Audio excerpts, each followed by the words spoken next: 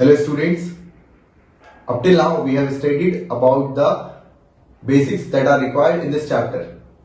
Today we are going to start with Euclid's division lemma. Euclid's division lemma पढ़ने के पहले मैं आपको lemma की definition समझाता हूँ. So students, what is a lemma? Lemma is a proven statement used for proving another statement. Means lemma एक ऐसी statement है जिसका पहले से ही proof है एंड हम उसकी मदद से बाकी अदर स्टेटमेंट्स को प्रूव करते हैं. सो हमें बार बार अदर स्टेटमेंट्स को प्रूव करने की जरूरत नहीं रहती. So this is about lemma. ये एक ऐसी स्टेटमेंट होती है जो पहले से ही प्रूव्ड रहती है एंड इसकी मदद से हम अपनी अदर स्टेटमेंट्स को प्रूव करते हैं. Coming to Euclid's division lemma. Euclid's division lemma की स्टेटमेंट्स आपके सामने है. So students, according to Euclid's division lemma, given positive integers a and b, there exist unique integers q and r satisfying the relation a is equals to bq plus r, where the value of r is from 0 or greater than 0 to less than b. इसका मतलब है अगर आप a को b से divide करते हैं तो आपको दो ऐसे इंटीजर्स मिलते हैं q एंड r जो कि यूनिक होते हैं, जहां पर r की वैल्यू होती है वो 0 या उससे बड़ी होती है लेकिन b से छोटी होगी. पॉजिटिव इंटीजर्स का मतलब होता है स्टूडेंट्स नेचुरल नंबर्स. मैं आपको पहले भी बता चुका हूं, हम नेचुरल नंबर्स को पॉजिटिव इंटीजर्स कहते हैं. So if we have two natural numbers a and b, then a can be written as a is equals to bq plus r, where q and r are unique. Suppose let us take examples of, कोई भी आप number ले सकते हैं. मैं कुछ numbers ले रहा हूं एंड हम उनका डिवीजन कैरी आउट करते हैं by 3. So let us take different cases. So let a is equals to 15 and b is equals to 3. Students, discussing about this example, हमने a को 15 माना है, b को 3 माना है. दोनों ही पॉजिटिव इंटीजर्स हैं. Now let's try to divide a by b. So 15 divided by 3. So here it will be 5. Here it will be 15. The remainder is 0. So students, you can see that 15 can be written as 3 into 5 plus 0. 15 को हमने a लिया था, 3 हमारे लिए b था, 5 इसका quotient आया है और 0 इसका रिमाइंडर आया है. Dividend is equals to divisor into quotient plus remainder. ये जो रिमाइंडर की वैल्यू है वो है 0, हमारे जो b की वैल्यू थी वो है 3. सो यहां पर आप देख सकते हैं remainder is less than b. 0 is less than 3. Students, taking another example, suppose let a is equals to 16, b is equals to 3. अभी हमने 15 को 3 से डिवाइड किया था, अब हम 16 को 3 से डिवाइड करके देखते हैं. So dividing 16 by 3, here we will write 5, here it will be 15 and then we will get the remainder as 1. Students, here also we can write 16 is equals to 3 into 5 plus 1. That means a is equals to b into q plus r. यहां पर reminder की value आई है 1 and we can see that remainder is less than 3. So 1 is less than 3. r is less than b. r is less than b. Taking one more example, let a is equals to 17, b is equals to 3.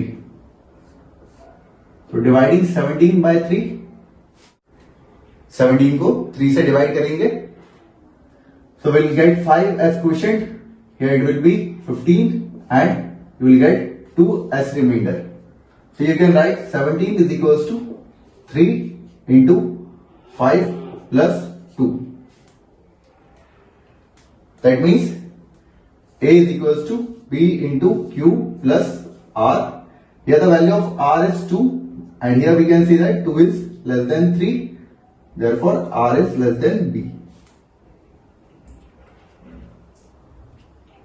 In example से हम एक और बार Euclid division lemma को समझते हैं. Given two positive integers a and b, so we have two positive integers a and b. So यहां पर हमारे दो पॉजिटिव इंटीजर्स हैं 15 and 3. Whenever we divide a by b तो हमें एक यूनिक क्वोशिएंट और रिमाइंडर मिलता है. तो हमने 15 को जब भी 3 से डिवाइड किया है हमारे पास क्वोशिएंट हमेशा ही 5 आया है और रिमाइंडर हमेशा ही 0 आया है. चाहे आप डिवाइड करें, मैं डिवाइड करूं या कोई और डिवाइड करे जिसको ये डिवीजन आता है. So whenever we divide 15 by 3 हमारे पास हमेशा क्वोशिएंट आता है 5, रिमाइंडर आता है 0. किसी और का क्वोशिएंट एंड रिमाइंडर इसके अलावा कुछ और नहीं आ सकता जब हम 15 को 3 से डिवाइड करते हैं. Always when 15 divided by 3 the quotient will be 5, the remainder will be 0. Trying out with the next number. हमने 16 को 3 से डिवाइड किया. Again a and b 16 and 3 है तो क्वोशिएंट एंड रिमाइंडर क्या रहेंगे 5 एंड 1. यहां पर भी क्वोशिएंट और रिमाइंडर यूनिक रहेंगे and a can be written in the form of bq plus r. In the next example also 17 can be written as 3 into 5 plus 2. So 17 को हमने a माना था, 3 को हमने b माना था and 17 when divided by 3 gives the quotient as 5 and the remainder as 2. So if you know the value of a and b तो quotient and remainder कोई भी निकाले वो हमेशा यूनिक आता है, सेम आता है. Therefore यूक्लिड डिवीजन लेमा का जो प्रूफ है वो यहां से हमको एग्जांपल से देख के समझ में आता है. Coming to the second part, remainder की जो वैल्यू होती है वो 0 होती है, 1 हो सकती है, 2 हो सकती है, 3 हो सकती है, लेस देन b हो सकती है. आपका जो भी b रहेगा उससे एक कम रिमाइंडर रहेगा स्टार्टिंग फ्रॉम 0 ऑनवर्ड. तो यहां पर हमारे लिए b था 3. So whenever we divide any number by 3 हमें जो रिमाइंडर मिलता है वो मिलता है या तो 0 या फिर वो मिलता है 1 या फिर वो रिमाइंडर मिलता है 2. सो स्टूडेंट्स, अगर आप a की वैल्यू कोई सा भी पॉजिटिव इंटीजर लेते हैं और b की वैल्यू को 3 रखते हैं, so whenever you are dividing a by b the remainder will be either 0, 1 और 2. इनके अलावा कोई और रिमाइंडर आपको नहीं मिल सकता है. So this is all about Euclid's division lemma. मैं आपसे कुछ क्वेश्चन पूछता हूं, आपको उनके आंसर सोच के रखने हैं. So students, the question is, हमारे पास कोई भी एक इंटीजर a होगा एंड हमने b की वैल्यू को लिया है 5. So when b is equals to 5 तो जब भी हम a को b से डिवाइड करेंगे so what are the possible values of remainders we can have. फिर से बताता हूं, a कोई सा भी पॉजिटिव इंटीजर हो सकता है, मींस कोई सा भी नेचुरल नंबर हो सकता है, उसको हम डिवाइड कर रहे हैं बाय b. b की वैल्यू हम ले रहे हैं 5.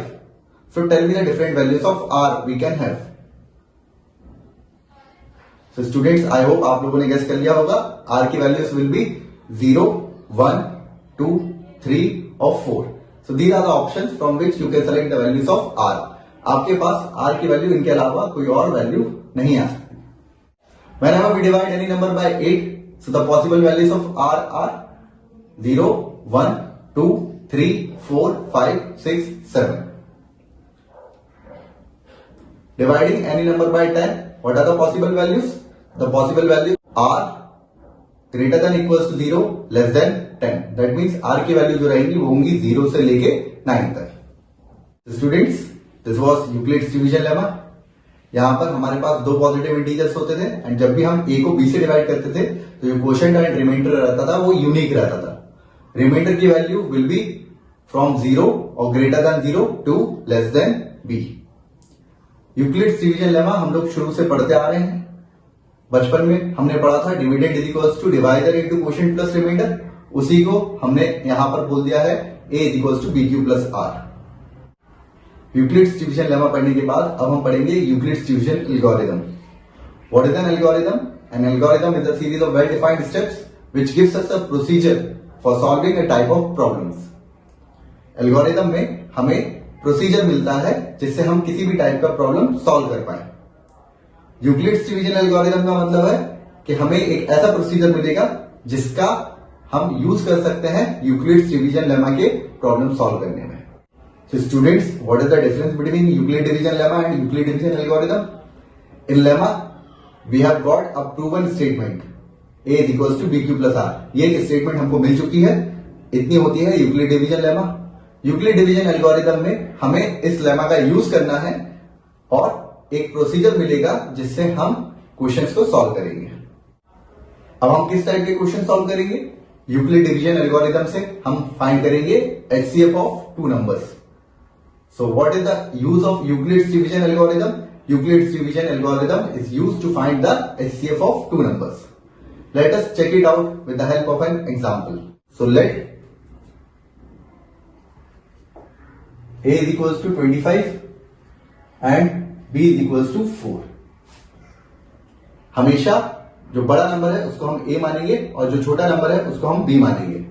So here A is greater than B. Step 1 में हमें 25 को 4 से डिवाइड करना है and we have to find the quotient and the remainder by using Euclid's division algorithm. तो सबसे पहले हम 25 को 4 से डिवाइड करते हैं. So when we divide 25 by 4 हम उसको लिख सकते हैं 25 is equals to 4 into 6 plus 1. तो 25 को हम लिख सकते हैं 4 इंटू 6 प्लस 1. ये हमारी है step number 1. So A is equals to b q plus r. ये हमारी थी स्टेप नंबर 1. ध्यान रखिएगा R की वैल्यू B से छोटी होनी चाहिए. R should be less than B. So here 1 is less then 4.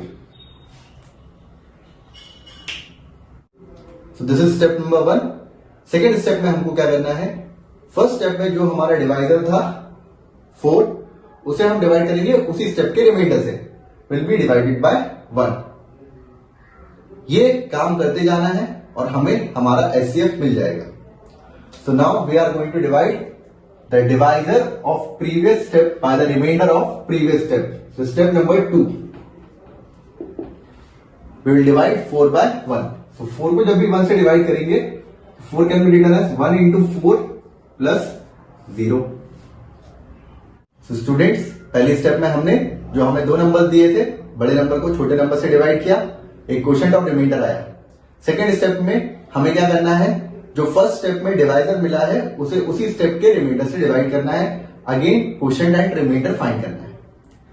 ये काम हम बार बार करते जाएंगे तब तक जब तक हमको रिमाइंडर ऐसा 0 ना मिल जाए. तो ये काम हमको कब तक करना है, जब तक हमें रिमाइंडर 0 ना मिल जाए. जिस स्टेप पे हमको रिमाइंडर 0 मिलेगा उसी स्टेप के डिवाइजर को हम कहेंगे HCF. जिस भी स्टेप पे रिमाइंडर 0 मिल जाएगा उसी स्टेप के डिवाइजर को हम कहेंगे अपना HCF of two numbers. So here हमको रिमाइंडर 0 मिल गया है. Remainder is equals to 0. Therefore HCF is equals to divisor. जो भी डिवाइजर है वही आपका HCF है. सो 1 will be the HCF of 25 and 4. तो students, this was one example जहां पर हमने यूक्लिड्स डिवीजन एल्गोरिथम का यूज किया है.